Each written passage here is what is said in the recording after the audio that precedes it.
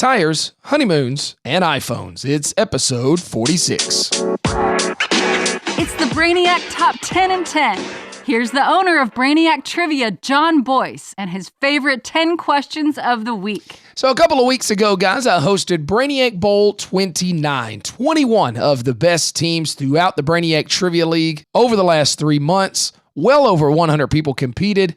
I'll give you the top 5 after the podcast is over. During Brainiac Bowl 29, I asked 26 questions, and what follows are my favorite 10. Number 10. Leisure, starting at number 10. Although it flopped, released by Nintendo in 1995, what was the name of the head-mounted portable game console that was the first to display 3D graphics?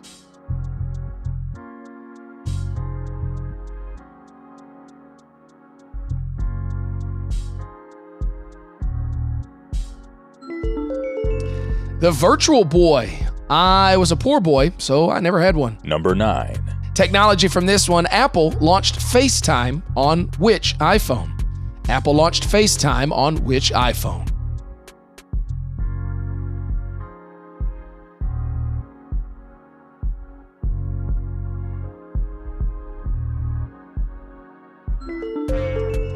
FaceTime was first available on iPhone 4. I got to be honest with you guys. I don't get the FaceTime thing. I see people walking around in stores on FaceTime, and they're not even looking at it. You're just, whoever's on the other end is just getting a view of your nostrils and all that stuff. I just don't get it. Just talk on the phone like a normal person. Number 8. Miscellaneous on this one. Until around 1910, rubber tires on automobiles were primarily what color? Until 1910, rubber tires on automobiles were primarily what color?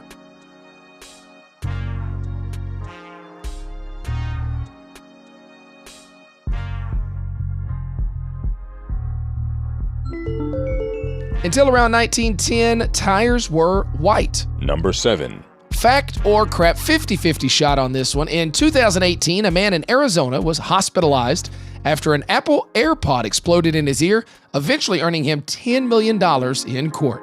Fact or crap? In 2018, a man in Arizona was hospitalized after an Apple AirPod exploded in his ear, eventually earning him $10 million in court.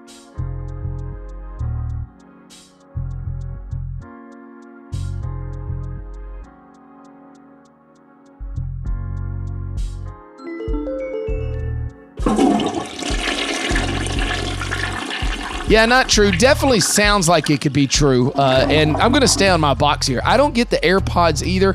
The wireless thing, I understand. I don't want to have to charge something else, so I choose not to have wireless headphones if I can help it. But putting them in your ear, it's so uncomfortable to me. I don't know why so many people like shoving that little thing in their ear. Just give me a pair of regular headphones. Also, get off my lawn. Number 6. Geography at number 6. After California and Texas, what is the most populated state in the United States?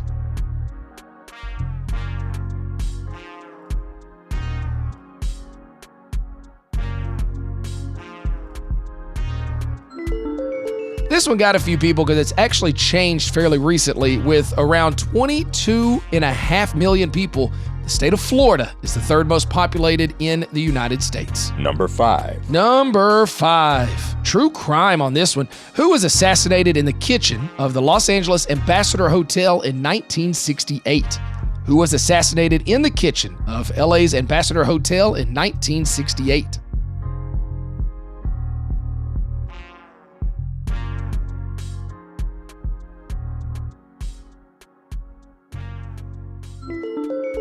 (1968), while walking through the kitchen after a speech trying to get outside to his car, Robert F. Kennedy was assassinated. Number 4. Number 4, once again, fact or crap. In 2009, a U.S. court released a convict that had been on death row after his heart stopped during a medical emergency after his lawyer successfully argued he had carried out his life sentence. Fact or crap? In 2009, a U.S. court released a convict that had been on death row after his heart stopped during a medical emergency after his lawyer successfully argued he had carried out his life sentence.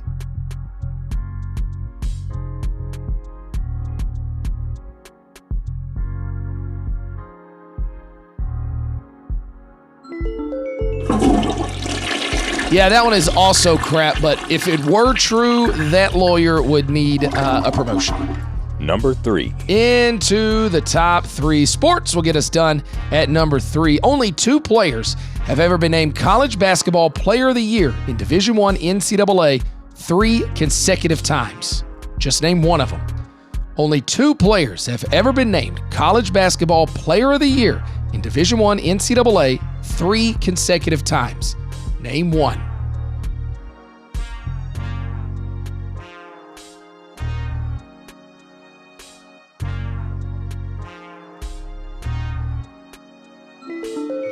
I've got it at number 3 in the podcast, but at Brainiac Bowl 29, this was actually the final question. So this was a 100-point question. Nobody got it right, which was a big factor in the game. You had to have thought those UCLA teams with John Wooden would have somebody, and you would be right. 72, 73, 74, Bill Walton. And then less than a decade after that, it was done again in 81, 82, 83 by Ralph Sampson at Virginia. Number 2. Entertainment on this one.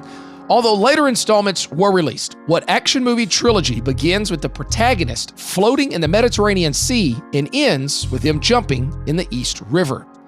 Although later installments were released, what action movie trilogy begins with the protagonist floating in the Mediterranean Sea and ends with him jumping in the East River?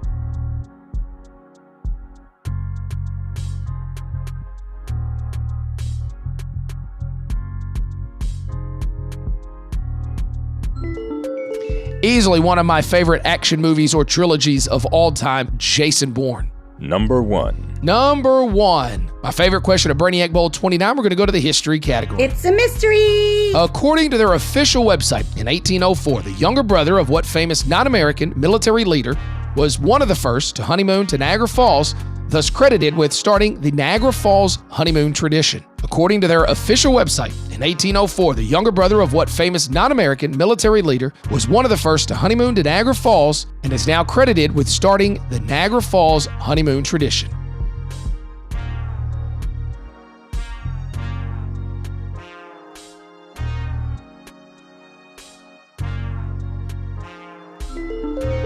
Correct answer is Napoleon. His younger brother was named Jerome. Niagara Falls has been the traditional honeymoon capital of the world for more than 215 years. In June of 1801, on their, quote, bridal tour with a number of servants and 9 pack horses, the daughter of future U.S. Vice President Aaron Burr visited the falls.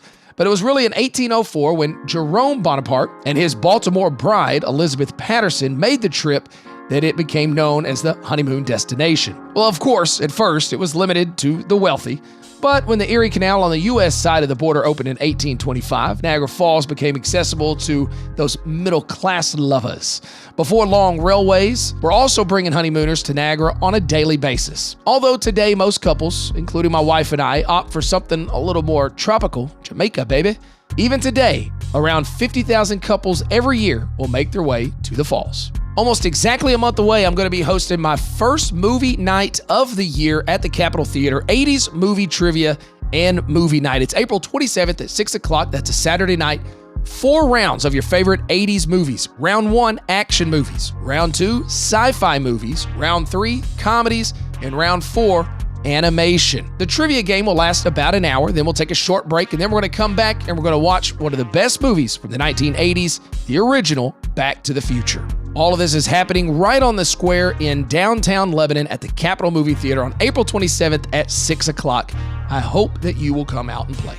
So Brainiac Bowl 29, if you don't know what that is, the top 4 teams from each of my 5 weekly locations will move on to the Brainiac Bowl at the end of each season, along with 4 wildcard teams to compete for the championship. There are teams that have been playing for literally years and have not been able to win this thing. It is a challenge. It's not easy to do. And honestly, just qualifying for the Brainiac Bowl is a challenge, let alone winning it. I have some teams that play that I think would be able to beat any trivia team anywhere in the country. So when you crack the top 10 at the Brainiac Bowl, you are really doing something. So here is your top 10 from Brainiac Bowl 29. We finished with a tie in 9th place, Lost Our Man Card and Can't Stand Ya. 8th place was the Teenage Mutant Ninja Turtles. 7th place belonged to the Periodic Table Dancers. 6th place was Here for the Incubus. 5th place was Bang a Therapist for 500. 4th place was Gray Matter. And our top 3 teams Wish You Were Beer finished in third, the Killer Queens were in second, and winning their first ever championship with a grand total of 710 points bet on black. Over 100 people competed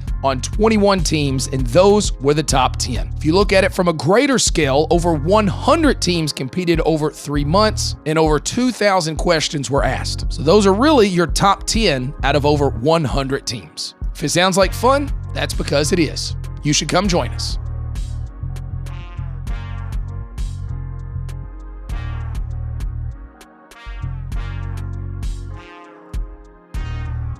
My calculations are correct.